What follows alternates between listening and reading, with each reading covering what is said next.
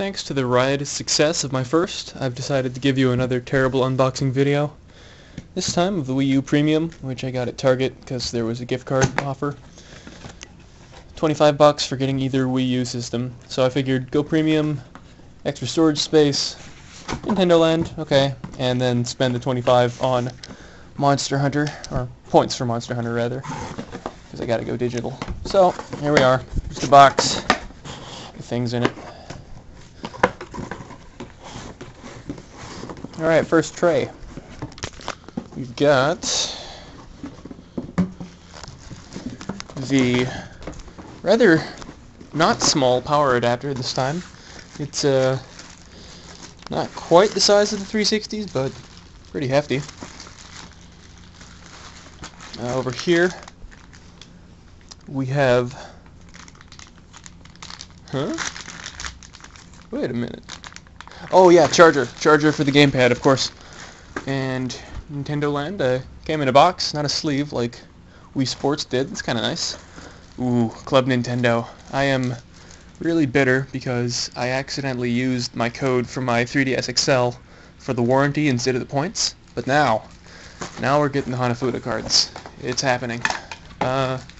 Rest of the stuff, we have the vertical stands for the system.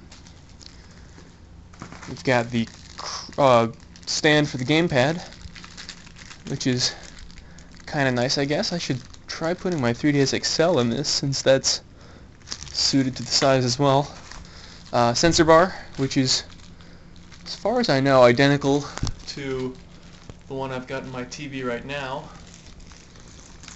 But, you know, you gotta include it. HDMI. Rather handsome looking HDMI, too.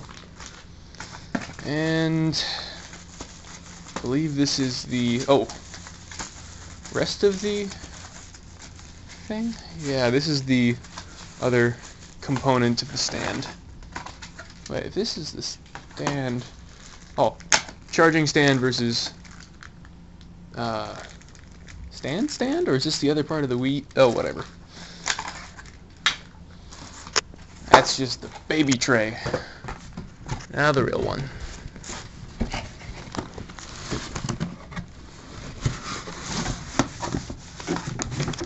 Okay, here we come to the goods. Cardboard shield, and yeah, there's the gamepad. I wonder if this has a screen protector on it.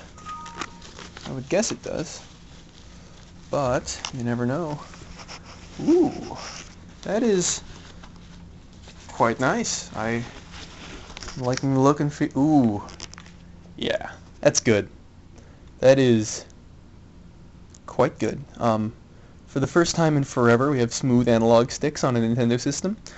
Tension's higher. I think tension's a bit higher than it was on the Classic Controller Pro, Wiimote and Nunchuck.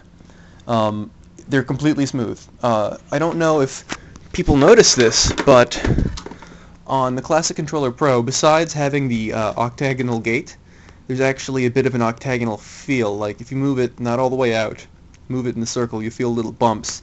That's because the tension is different, moving in one of the 8 cardinal directions, as opposed to anywhere in between. It's got lower tension when you move in one of those directions, and a little bit higher outside of them. So if you try moving in a perfect circle, you get bumps, not just from the gate, but from the way the mechanism is designed. I actually need to take one of these apart to figure out what exactly is causing that, because I find it interesting. But here in the gamepad, yeah, its tension seems completely uniform. There might be a tiny bit lower in up, down, left, and right. Maybe? I don't know. Someone said there was. I'm not really feeling it here. Ooh. D-pad is wonderful. It feels even better than the Classic Controller and Classic Controller Pro. Face buttons are comparable to those. They feel a little less snappy than the amazing Classic Controller Pro ones, which are a little noisy, but wonderful pop to them. These feel similar to like DualShock buttons, but with a bit more travel. On the back, we've got ZL and ZR. They are buttons. They feel a little bit like B on the Wii Remote. And up here you've got the shoulder buttons. Again, they kind of channel the way Classic Controller Pro buttons felt. similar overall amount of tension, noise, etc. Back of the controller, you can see the nice contours. It's not just a slab anymore. We've got our slot for the stylus, which I'd be interested in comparing to the 3DS XL. Let's just put it out here. They are almost the same. Looks like the ends have the exact same little tab, and the one from the gamepad is just a touch longer. Tip looks a little different. On the 3DS XL it's continuous and it just blends in, but on the gamepad it sticks out more like the original DS Lite and DS tips. So very, very similar there. A lot of squares over the back of this thing. I think they're all screw covers as far as I know. And here you've got the sadly not so full battery door, as evidenced by that third-party battery, I believe, from Nyko that greatly extends the battery life of this thing. And bottom we've got extension port, contacts for charging, and what look like spots for docking, presumably with the Wii U zapper. Of course, front, got the camera. Oh, missed these. Start and select are a little soft. They're not clicky buttons like they were on the CC Pro, but you know, works just fine. I'm glad they moved them down here as opposed to spread out along the bottom, which was a rather poor design decision in the original version. Home is a clicky button, so is TV, and power as well.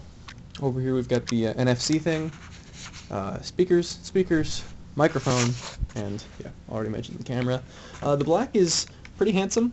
It's gonna be a smudge and dust magnet, but that's the price you pay for premium, I suppose. System itself here, get this thing out. It is, yeah, it's big. It's not super small. Got some nice plastic film cover all over it. Okay. Pains I go through of doing this all one-handed. I need a camera person.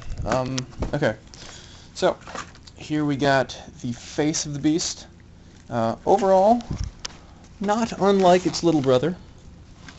They are just about the same width. The Wii U is obviously much deeper, and it's got that whole smooth aesthetic as opposed to nice sharp angles like the original Wii did. I have to get this off so I can show you the handsome features a little more clearly. Power button is big this time. Sync button is external instead of being under the flap. Flap hides 2 USB ports and an SD slot. You got a nice eject button up there, yada yada. Ooh, that's kind of a neat design. The flap actually recedes into the system when you pull that down, unlike the flaps on the Wii, which actually just, you know, swung all the way out. That's actually a cause for me losing the GameCube port battery cover, or battery, just the GameCube port cover on this. It's a little fragile, but this seems nicely made. On the side here we've got various vents. I believe this screw right here is for replacing the battery, for battery-backed clock functions. You can see a little bit of innards there. It's definitely a bigger, airier system than the Wii, obviously. Back we've got 2 more USB ports, HDMI, AV out, which I believe is different from the Wii's. I'm not 100% certain, but I think it is. I could actually try that right now, since I've got a component hooked up to my Wii right now. Pull this, and okay, connector shape. Yep, this is a, oh, maybe not. No, that works. I don't know if the cable's compatible, but it uses the same port, so interesting. We'll have to try that at some point. Of course, you've got power, sensor bar, and a little fan, and no optical. Cry a tear for people who do use optical. I don't, but worth mentioning. Oh, nice little bit of branding here. 32 gigs. You know, I get my premium junk.